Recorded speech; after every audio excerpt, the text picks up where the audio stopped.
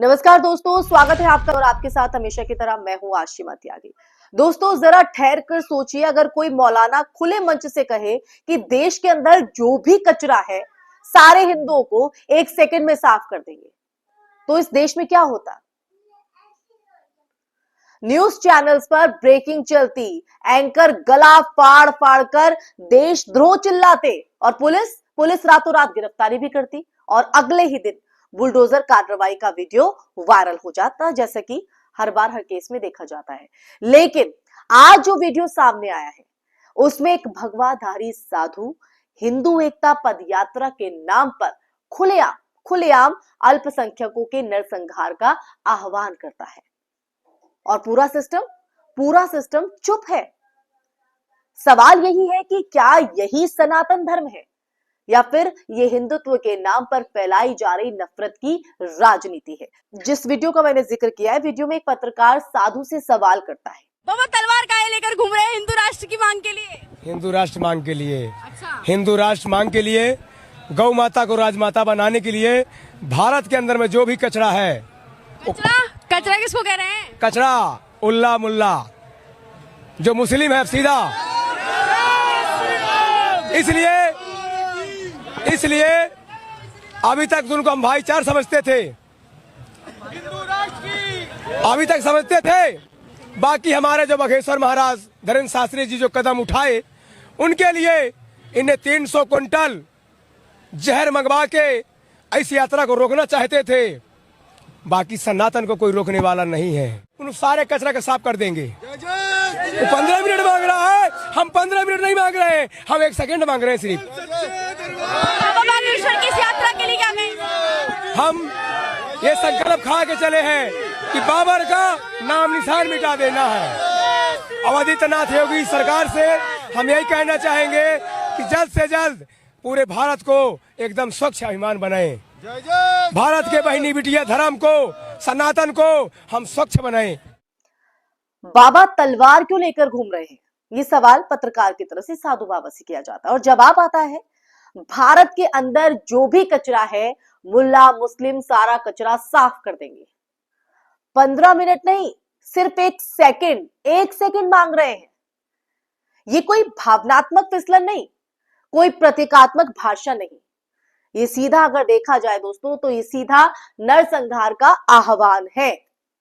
भारतीय दंड संहिता, अब भारतीय न्याय संहिता होगी, इसकी भाषा में ये हेट स्पीच, जनसंहार के लिए उकसावा और सांप्रदायिक हिंसा को बढ़ावा देना है। इस तरह की शब्दावली, इस तरह के जो भाषण का इस्तेमाल करना, इस तरह के बयान देना। अब सनातन बनाम हिंदुत्व पर आते हैं।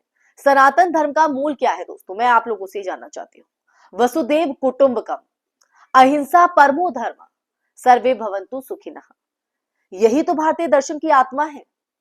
उपनिषद हो, गीता हो या बुद्ध महावीर की परंपरा, आप कहीं भी देखिए, कहीं भी सामूहिक हत्या का आह्वान नहीं मिलता है, कहीं जिक्र नहीं मिलता है। तो फिर ये कौन सा धर्म है, ये कौन सा धर्म है जो तलवार उठाकर पूरे समुदाय को कचरा कहता है और सफाया करने की बात भी करता है?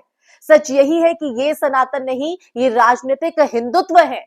एक ऐसा प्रोजेक्ट जिसमें धर्म को हथियार बनाया गया है और नफरत को ईंधन, और इसी के माध्यम से समाज को बांटने का काम होता है, समाज में जहर घोलने का काम होता है और आपकी हमारी मानसिकता पर प्रभाव डालने का भी। दोस्तों, ये बहुत भयावह है।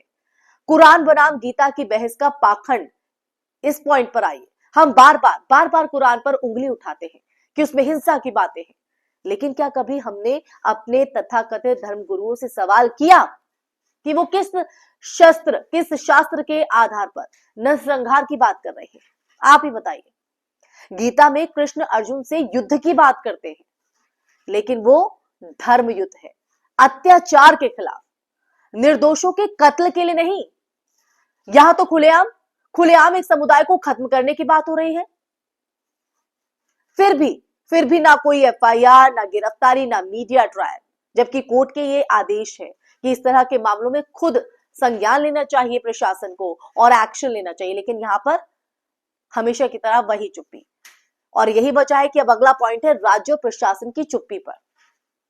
क्योंकि सबसे डरावनी चीज क्या है दोस्तों, ये बयान नहीं, बल्कि सरकार, पुलिस और प्रशासन की चुप्पी।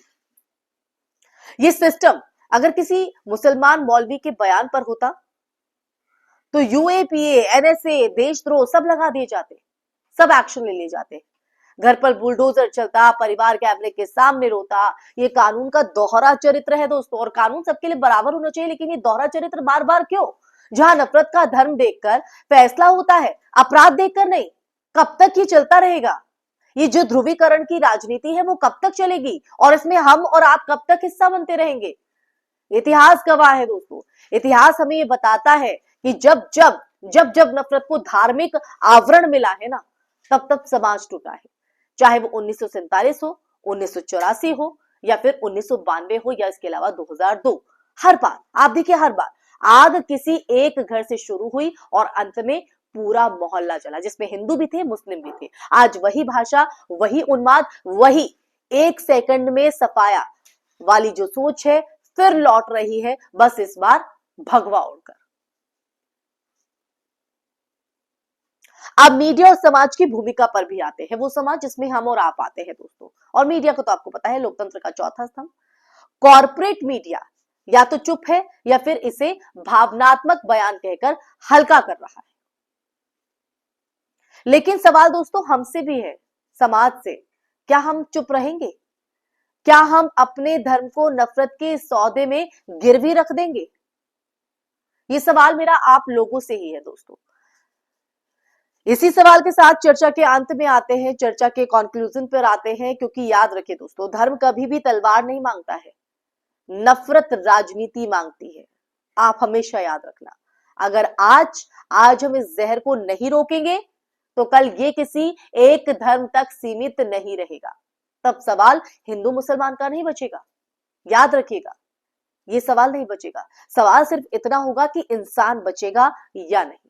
इसलिए उसी इंसानियत के लिए इसे ध्यान से सोचिएगा, सनातन की रक्षा नफरत से नहीं, संविधान, करुणा और न्याय से होगी। और अगर आज भी हम चुप रहे तो इतिहास हमें भी मूक दर्शक नहीं, सहभागी मानेगा। तो आप तय कीजिए दोस्तों कि आप सहभागी बनना चाहते हैं या मूक दर्शक बनना चाहते हैं, या आवाज उठाना चाहते हैं, सवाल पूछना चाहते हैं, और ये जो नफरत भरी एक खेती बोई जा रही है हमारे समाज के अंदर, हमारे भाईचारे के अंदर, उसको आप बोलने देना चाहते हैं या उसे खत्म करना चाहते हैं, काटना चाहते हैं? कमेंट बॉक्स में कमेंट करके जरूर बताइएगा दोस्तों। इसी के साथ इस चर्चा में मैं ही विराम लगाती हूँ। ये चर्चा आपको कैसी लगी? एक बार फिर जिस तरह से पूरा मसला सामने आया है, एक साधु बाबा बयान देता है, उसको आप किस तरह से देख रहे हैं? कमेंट बॉक्स में कमेंट करके अपना नजरिया, अपने विचार जरूर साझा कीजिएगा दोस्तों। फिर हाजिर होंगे कि ऐसे ही चर्चा, ऐसा ही सच का संवाद लेकर। तब तक के लिए अपना ख्याल रखिए। जय हिंद, जय भारत, नमस्कार।